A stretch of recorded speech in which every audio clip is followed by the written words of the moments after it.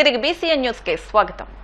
ఏపీలో అన్ని వర్గాల ప్రజలకు మరింత చేరువవుతామని వైసీపీ మాజీ ఎమ్మెల్యే టీజేఆర్ సుధాకర్ బాబు పేర్కొన్నారు. బాధ్యత లేని ప్రభుత్వ తీరుపై పోరాటం చేయాలని తమ అధినేత జగన్మోహన్ రెడ్డి ఇచ్చిన పిలుపు మేరకు పనిచేస్తామన్నారు. వైసీపీ ఎస్సీ సెల్ రాష్ట్ర అధ్యక్షులు మాజీ ఎమ్మెల్యే టీజేఆర్ సుధాకర్ బాబు బుధవారం మీడియాతో మాట్లాడుతూ వైఎస్ జగన్తో అనుబంధ సంఘాల నేతల సమావేశం జరిగిందని తెలిపారు. అన్ని వర్గాల ప్రజలకు మరింత చేరువవుతామని అన్నారు. ఇచ్చిన హామీలను అమలు చేయించేలా ప్రజలకు అండగా నిలబడతామని అన్నారు. కమిటీ నిర్మాణాల అనంతరం సభ్యత్వ నమోదు ప్రారంభిస్తామని, ఈ నెల 16, 17 వర్క్షాప్ నిర్వహిస్తామని, జిల్లా అధ్యక్షులతో కలిసి అన్ని విభాగాల నేతలు ఈ వర్క్షాప్కు హాజరవుతారని తెలిపారు. బలమైన రాజకీయ శక్తిగా భారతదేశంలో వైఎస్ఆర్ కాంగ్రెస్ పార్టీ ఎదగాలని, వైఎస్ఆర్ కాంగ్రెస్ పార్టీ పేదల పార్టీగా, మధ్యతరగతుల పార్టీగా, అగ్రవర్ణాల్లోని పేదల యొక్క పార్టీగా, అన్ని సామాజిక వర్గాలకు సముచితమైన న్యాయం చేసే సామాజిక కేంద్రంగా వైఎస్ఆర్ కాంగ్రెస్ పార్టీ ఎదిగిన విధానం వారొకసారి గుర్తు చేస్తూ, ఇప్పటికే బలంగా ఉన్న పార్టీని మరింత బలోపేతం చేయడం కోసం అనుబంధ విభాగాలు చాలా కీలకంగా పనిచేయమని వారు పిలిపించారు. అనుబంధ విభాగాలు ఈ పార్టీకి కళ్ళు, చెవులు, ముక్కులు, అలాగనే కాళ్ళు, చేతులుగా పనిచేయాలని పిలిపించారు. మీరందరూ కూడా ప్రజల్లో ఉన్న ఆగ్రహాన్ని అర్థం చేసుకోమని పిలిపించారు. ఇప్పటికే ఈ పార్టీ సతికిలబడింది. ఈ 4 నెలల కాలంలో పూర్తిగా తెలుగుదేశం పార్టీ, వారి అనుబంధంగా ఉన్న జనసేన, బీజేపీలు ప్రజలకు ద్రోహం చేశారు. ఇచ్చిన హామీల్ని పూర్తిగా తుంగలో దొక్కేశారు. మన హయాంలో నెరవేర్చిన అనేకమైన పథకాలను గాలికి వదిలేశారు. ప్రజలకు అన్యాయం జరుగుతున్న ఈ సందర్భంలో అనేకమైన డైవర్షన్ పాలిటిక్స్ చేస్తున్న ఈ పార్టీ యొక్క, తెలుగుదేశం పార్టీ యొక్క పోకడలను పూర్తిగా ఎండగట్టమని పిలిపించారు. బాధ్యత కలిగిన వైఎస్ఆర్ కాంగ్రెస్ పార్టీ శ్రేణులను కార్యోన్ముఖులు చేయడంతో పాటు, వారి సామర్థ్యాన్ని బట్టి అవకాశాలు ఇవ్వడంతో పాటు, అనేక మందికి అవకాశాలు ఇవ్వడానికి ఈరోజున 13,000 గ్రామ పంచాయతీలలో మనం ఈరోజున గ్రామ స్థాయిలో 25 విభాగాలకు సంబంధించిన అధ్యక్షులు నియమించుకోమని వారు అవకాశం ఇవ్వటం, ఆదేశాలు ఇవ్వటం జరిగింది. వీటన్నిటినీ కూడా ఓ శక్తిగా మార్చి, ఓ బలమైన శక్తిగా, రాజకీయ శక్తిగా మార్చి, ఈ దేశంలో ఏ ప్రాంతీయ పార్టీకి లేనంత బలమైన రాజకీయ శక్తిని ఈ రోజున మనం కూడగట్టుకుందాం. ప్రజల పక్షాన పోరాడదాం. ప్రజల్లో ఉన్న ఆగ్రహాన్ని అర్థం చేసుకుందాం. ప్రజల వాయిస్గా మనందరం నిలబడదాం. ప్రజలకు అండగా నిలబడదాం. తెలుగుదేశం పార్టీ పరిపాలన పూర్తిగా గాలికి వదిలేసి రెడ్ బుక్ రాజ్యాంగాన్ని తీసుకొచ్చి ఈ రోజున కేసులు పెట్టడం, దౌర్జన్యాలు చేయటం, దుర్మార్గాలు చేయటం, దోపిడీలు చేయటం, అలాగే అక్రమంగా పోలీసు కేసులు బనాయించడం అనే అంశాన్ని చాలా సీరియస్గా మన పార్టీ శ్రేణులు తీసుకోమని రాష్ట్ర అధ్యక్షులు పిలిపించారు. అలాగనే ఎస్సీ, ఎస్టీ, బీసీ, మైనార్టీ విభాగాలను మరింత కాన్సన్ట్రేటెడ్గా, అలాగనే అధ్యక్షుల కమిటీ కింద 26 జిల్లాలకు సంబంధించిన పార్టీ అధ్యక్షులను నియమించి, ఆ పార్టీ అధ్యక్షులతో పాటు సుమారుగా 35 మందిని జిల్లా కార్యవర్గ సభ్యులుగాను, తదుపరి మళ్ళీ కిందకి వెళ్ళిన తర్వాత మండలము, టౌను, డివిజన్ స్థాయిలో కూడా పార్టీ అధ్యక్షులు మరియు వారి కార్యవర్గాల 15 నుంచి 18 మందిని నియమించడంతో పాటు ఒక మ్యాసివ్గా అనేక మంది శ్రేణులను, ఈ 25 విభాగాలు ఇంటూ 13,000 గ్రామ పంచాయతీలు క్యాలిక్యులేట్ చేస్తే వేల కొద్ది కార్యకర్తలు, క్రియాశీలక కార్యకర్తలను ఈ రోజున మనం కార్యరంగంలోకి తీసుకురావడం. కాకినాడ శ్రీపీఠంలో దసరా శరన్నవరాత్రుల సందర్భంగా మహాశక్తి యాగం అనే భారీ కార్యక్రమాన్ని నిర్వహిస్తున్నట్టు శ్రీపీఠం నిర్వాహకులు స్వామి పరిపూర్ణానంద సరస్వతి తెలిపారు. బుధవారం శ్రీపీఠంలో ఆయన మీడియాతో మాట్లాడుతూ, దసరా నవరాత్రుల్లో భాగంగా ప్రతిరోజు అమ్మవారికి భారీ ఎత్తున పూజా కార్యక్రమాలు నిర్వహిస్తామన్నారు. ప్రతిరోజు అమ్మవారికి వివిధ అవతారాల్లో పూజలు నిర్వహిస్తామని తెలిపారు. ఈ కార్యక్రమాలకు సంబంధించి అన్ని ఏర్పాట్లు సిద్ధం చేశామని, దీనికి పోలీసు, రెవెన్యూ వర్గాలు సహకరించాలని కోరారు. కాకినాడలో ఈ పూజా కార్యక్రమం చరిత్రగా నిలిచేలా పూజ, యజ్ఞ యాగాలను గురువారం నుంచి 12వ తేదీ వరకు నిర్వహిస్తామని స్వామి పరిపూర్ణానంద తెలిపారు. ప్రతి సంవత్సరం మనం దేవీ నవరాత్రులు జరుపుకుంటూ ఉంటాం. కానీ ఈసారి గత సంవత్సరం 2023 కార్తీక మాసంలో 30 రోజులు మనం ఏదైతే మహాశక్తి యాగం నిర్వహించామో, 100 కోట్ల కుంకుమార్చన అనేది ఒక వేదికగా ఏర్పడి చేయడం అనేది భారతదేశ చరిత్రలో అత్యంత కీలకమైనటువంటి ఘట్టం.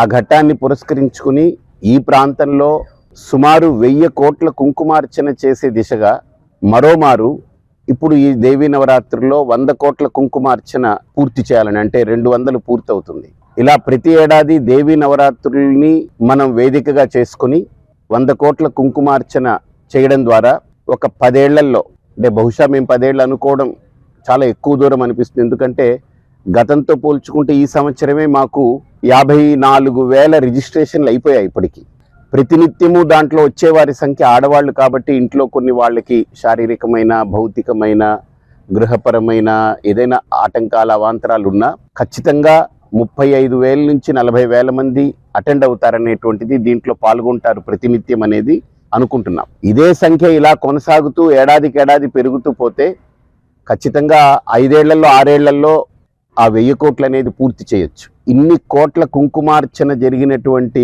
వేదిక ఇక్కడ ఈ దేవీ నవరాత్రుల్లో ప్రధానంగా అంతమంది భక్తులకి వారందరూ కూడా కార్యక్రమం అయిన తర్వాత ప్రశాంతంగా మహాప్రసాదం అమ్మవారిని తీసుకునేదానికి అన్ని వేల మందికి ఈసారి ప్రాంగణం వేరుగా పెట్టి ఎక్కడ ఏ రకమైన ఇబ్బంది, గతంలో కూడా ఎప్పుడు ఇబ్బంది రాలేదు. అన్ని వేల మంది హాయిగా గంటన్నరలో భోజనం చేసి వెళ్ళారు. ఇప్పుడు 40,000 నుంచి 50,000 మంది కూడా హాయిగా సునాయాసంగా కూర్చుని కార్యక్రమంలో పాల్గొని ఏ రూపాయి కట్టక్కర్లేదు. వాళ్ళు పూర్తిగా ఉచితంగా కుంకుమ మేమే అందిస్తున్నాము.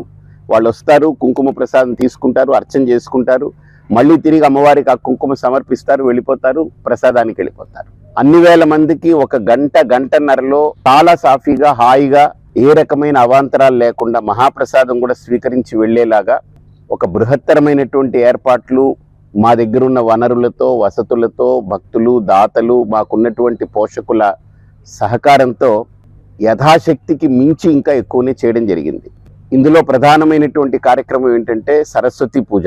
మూలా నక్షత్రం రోజు 24,000 మంది విద్యార్థుల్ని ఒకే ప్రాంగణంలో మనం కళ్ళతో చూడబోతున్నాం. వాళ్ళతోటి 3 గంటల పాటు ఇదే వేదిక దగ్గర నుంచి 3 కోట్ల మహాసరస్వతి అనుష్ఠానం అది చేయించబోతున్నాం. భారతదేశ చరిత్రలో అది మొదటిసారి జరగబోతుంది. ఇంతమందిని ఈ ప్రాంగణంలో ఎంతో క్రమశిక్షణతో నిర్వహింపజేయాలి అని అంటే అది కేవలం ఏదో నా వల్ల, ఒకరి వల్ల, ఎంతమంది కార్యకర్తలున్నా జరిగేది కాదు. ఒక అదృష్టం ఏంటంటే ఇక్కడ కాకినాడలో వచ్చేటువంటి భక్తులు కూడా ఒక మాటకి కట్టుబడి ఒక వరుస క్రమాన్ని ఏ రకమైన తొడతొక్కిడి లేకుండా పాటిస్తూ కార్యక్రమాన్ని విజయవంతం చేయడంలో వాళ్ళ పాత్ర చాలా పెద్దదిగా ఉంది. అలాగే పోలీసు రక్షణ శాఖ వాళ్ళు గతంలో కానీ ఇప్పుడు కూడా ఇంకా మెరుగుగా, అంటే ఇంకా ముందుగా వచ్చి కనుక్కొని ఏమేం చేయాలనేటువంటిది డిఎస్పీ గారి స్థాయిలో, అలాగనే ఎస్పీ గారు కూడా ఎంక్వైరీ చేసుకుని వారు కూడా మాట్లాడి అన్ని రకాల సహకారాలు అందిస్తామని వారు చెప్పారు. అలాగనే జిల్లా కలెక్టర్ గారు కూడా దానికి సంబంధించి మీకు ఏ రకంగా ప్రజలకి ఇబ్బంది కలగకుండా చూసే బాధ్యత మేము ఎంతవరకు చేయగలమో అంత మేము చేస్తామన్నారు. ఇది ఇంత కార్యక్రమం ఇక్కడ జరిగింది అని అంటే వాళ్ళందరి పూర్తి సహకారంతో ఇప్పటిదాకా జరిగింది. మరో 12-13 రోజులు కూడా జరగబోతుంది. పరిసరాల శుభ్రతను ప్రతి ఒక్కరూ పాటించాలని, కాకినాడను స్వచ్ఛ నగరంగా ఉంచాలని కాకినాడ సిటీ ఎమ్మెల్యే వనమాడి వెంకటేశ్వరరావు ప్రజలను కోరారు. స్వచ్ఛాంధ్ర కార్పొరేషన్ ఆధ్వర్యంలో గత నెల 17వ తేదీ నుంచి అక్టోబర్ 2వ తేదీ వరకు చేపట్టిన స్వచ్ఛతా హీ సేవా కార్యక్రమాలు ముగిశాయన్నారు. గాంధీ జయంతి సందర్భంగా ఆఖరి రోజైన బుధవారం కాకినాడ నగరంలో భారీ ర్యాలీ నిర్వహించారు. నగరంలోని అన్ని సచివాలయాల సిబ్బంది, నగరపాలక సిబ్బంది, మహిళా స్వయం సహాయక సంఘాల సభ్యులు, యానిమేటర్లు, సీఓలు ఇలా అందరూ ఎంతో ఉత్సాహంగా పాల్గొన్నారు. ముందుగా ఈ ర్యాలీని city MLA Vanamadi Venkateswara Rao, commissioner Bhavana జెండా ఊపి ప్రారంభించారు. ఈ సందర్భంగా జాతీయ జెండాను డ్రోన్తో ఎగరవేయడం అందరినీ ఆకట్టుకుంది. ఈ కార్యక్రమాన్ని ఉద్దేశించి ఎమ్మెల్యే వనమాడి వెంకటేశ్వరరావు మాట్లాడుతూ నగరాన్ని పరిశుభ్రంగా ఉంచాల్సిన బాధ్యత నగరంలో ప్రతి ఒక్కరిపై ఉందన్నారు. మన దేశవ్యాప్తంగా కూడా స్వచ్ఛతా హీ సేవ కార్యక్రమం ఈరోజు జరుపుకుంటున్నాం. ఈరోజు మన కాకినాడ కమిషనర్ గారి ఆధ్వర్యంలో ఈరోజు కార్యక్రమాన్ని నిర్వహించుకోవడం జరిగింది. ఇది ప్రతి ఒక్కరు కూడా పాటించాలి. మనం గతంలో కూడా స్వచ్ఛ భారత్ కార్యక్రమం చేసుకున్నాం, స్వచ్ఛ ఆంధ్రప్రదేశ్ కార్యక్రమం చేసుకున్నాం. ఇవన్నీ కూడా ప్రజలు ఒక అవేర్నెస్ తీసుకురావడం కోసం ఈ కార్యక్రమం తీసుకుంటున్నాం. ఇప్పటికే చాలా అవేర్నెస్ వచ్చింది, కానీ ఇంకా లోపాలు కనిపిస్తున్నాయి. ఇది ప్రభుత్వంలో అధికారులు ఎంత పని చేసినప్పుడు కూడా ప్రజల్లో అవేర్నెస్ రాకపోతే అది వృధా అవుతుందంతా కూడా. మనం చెప్తున్నాం ఈరోజు డస్ట్బిన్ ఇచ్చాం, తడి చెత్త పొడి చెత్త వేరు చేసి ఇవ్వాలని చెప్తున్నాం.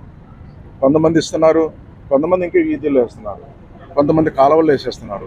ఆ కాలువలు వేయడం వల్ల కాలువలు కూడా స్ట్రక్ అయిపోతున్నాయి. అక్కడ కూడా డ్రైనేజ్ వ్యవస్థ మెరుగుపరచడానికి వీలు కాకుండా పోతుందంటే ప్రజలే అందులో చెత్త వేసేస్తున్నారు. అటువంటి జరగకుండా ఉండడం కోసం మన కాకినాడ మనమే కాపాడుకోవాలి. నేనేమంటానంటే ఈ రోజున మనం అందరికి కలిసి చేయవలసిన కార్యక్రమం ఇది. ఏదో మేము చేస్తే అయిపోతుంది. ఏదైనప్పుడు కూడా రోడ్డు మీద చెత్త వేయకుండా, కాలువల్లో చెత్త వేయకుండా ఆ చెత్తని ఈ కార్పొరేషన్ ఏదైతే అధికారులు వస్తారో వాళ్ళకి ఇవ్వాలి. ఇవ్వడే కాకుండా అది కూడా చిన్న చిన్న లోపాలు ఉన్నాయి. ఎక్కడెక్కడ ఈ హోటల్స్ కానీ ఏదైతే చిన్న చిన్న వ్యాపారస్తులు ఉన్నారో వాళ్ళని కూడా చెప్తున్నాం, ఎక్కడ బండి ఉంటే అక్కడ మీరు డస్ట్బిన్ పెట్టుకుని అందులో ఏమని చెప్పాలి.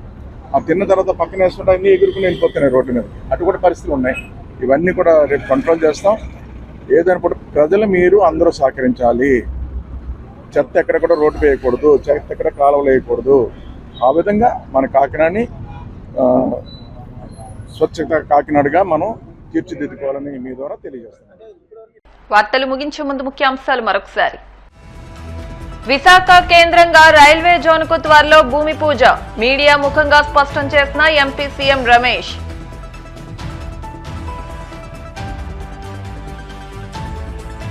తిరుమలలో వైభవంగా శ్రీవారి బ్రహ్మోత్సవాలు, భక్తులను ఆకట్టుకుంటున్న విద్యుత్ దీపాల అలంకరణ.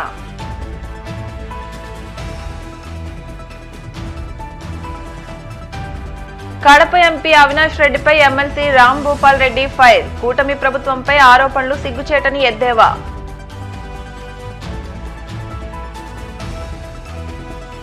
కాకినాడ శ్రీపీఠంలో వైభవంగా దసరా శరన్నవరాత్రులు, మహాశక్తి యాగాన్ని తలపెట్టామన్న స్వామి పరిపూర్ణానంద సరస్వతి.